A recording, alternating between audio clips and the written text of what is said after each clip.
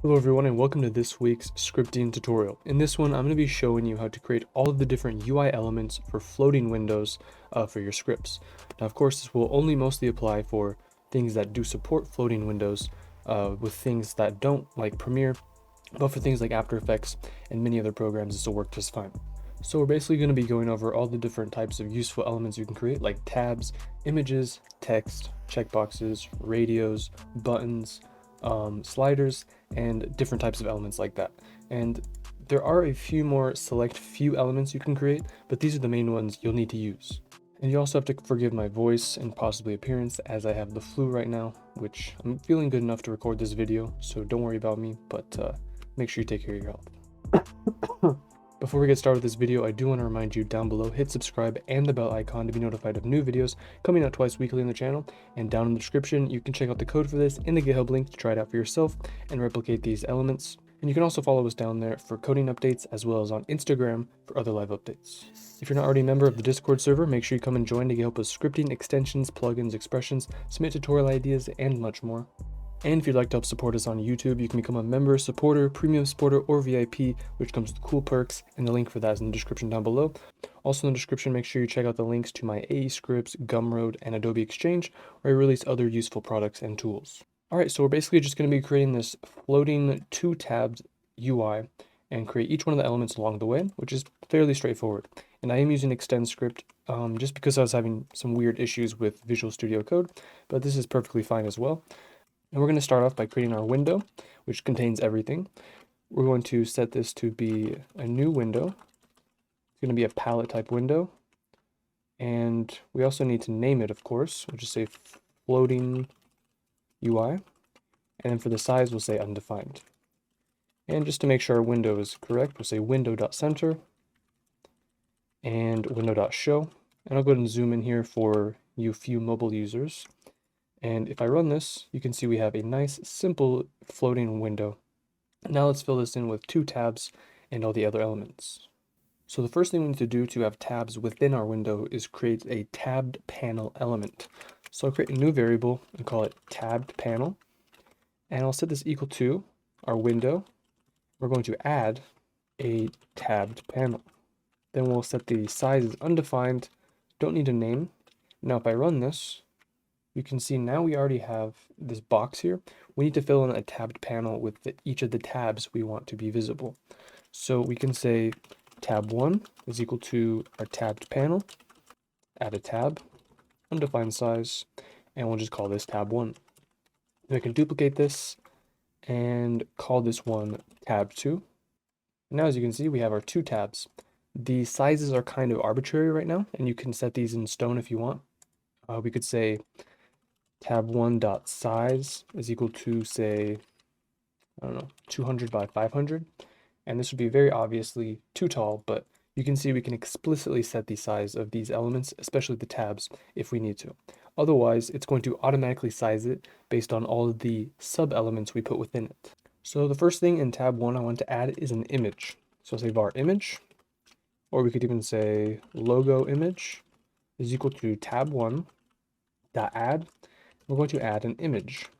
Now in this case, the image can reference a file location, or we can use a string that is converted to binary format.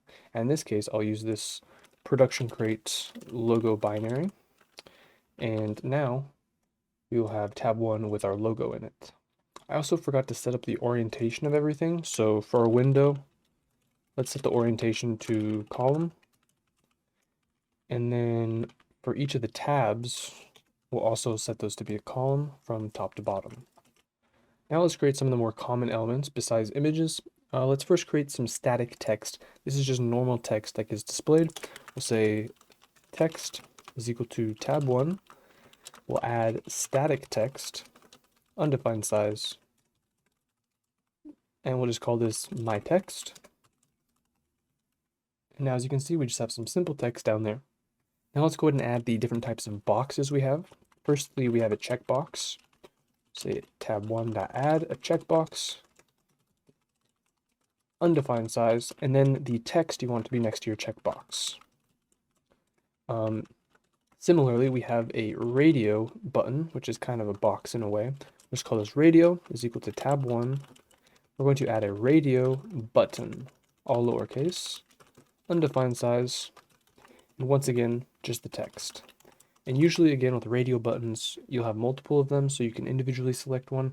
And if you put them all within the same tab or the same group, this will work just fine automatically. So if we run this, we now have text, a checkbox, and a radio button. Lastly, for this first tab, let's add a group which can contain multiple buttons.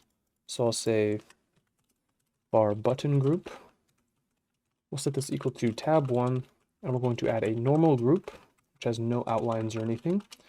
And we'll set the orientation of this button group to be row, so left to right. And then we can create two buttons. Button 1. I'm not going to add this to tab 1 because we're now within the button group. So we'll say button group dot add a button, undefined size, and whatever text you would like. And then I'll duplicate this and create a second. And now when we run this, you can see we have all of these elements, including our left to right buttons using the row orientation. And now that completes the first tab, let's now go into the second tab, which is empty, but the same size as our first populated tab, where we can add more elements. So here we created a group, which is sort of an invisible panel. Now let's create an actual panel, which has an outline to outline all of the elements that are contained within it. So I'll go ahead and say var panel is equal to our tab 2. We're going to add a panel, and the name for this is optional, but if you do display the name, the appearance will be different than if you don't. For example, if this has an empty name, we go into tab 2. We actually probably need to add an element to it, so let's quickly add a slider. Say slider is equal to panel, and add a slider, undefined size, no name. So now in tab 2, we have this panel which has an outlined box. But if we were to give our panel a name, like my panel, it would then be displayed here in the top left, and then still would outline the rest of your elements.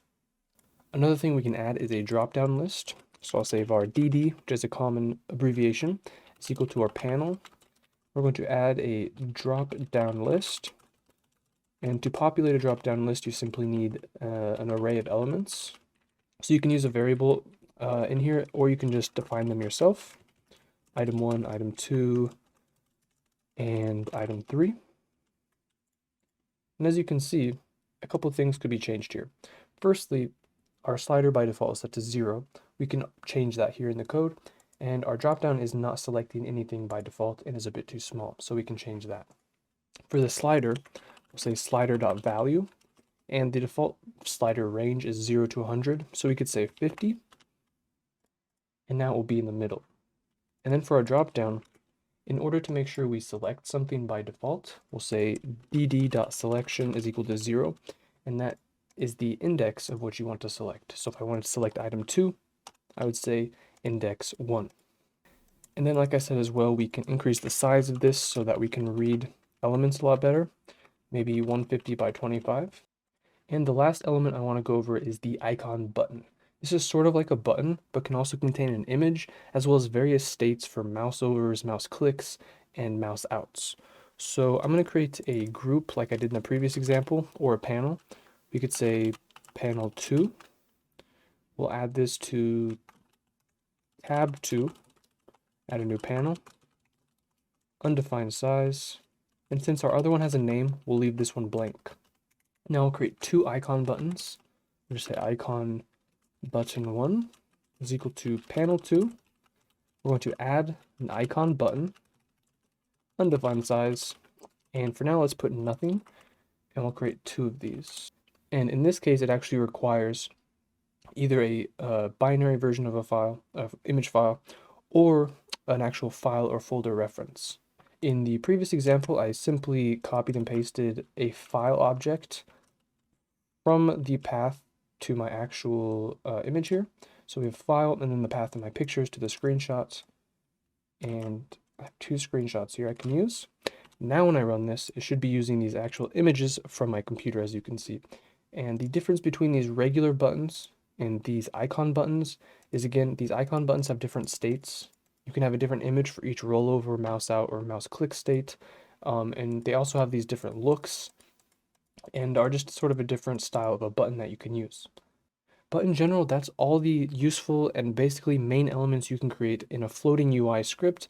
Everything from images to text to checkbox, radios, buttons, sliders, drop-down lists, icon buttons, and all the panels and groups that can contain those within them. In the future, I'll also make one of these which discusses all of the dockable UI elements, because the way you define these and create the properties for them can be a little bit different, so look out for that video.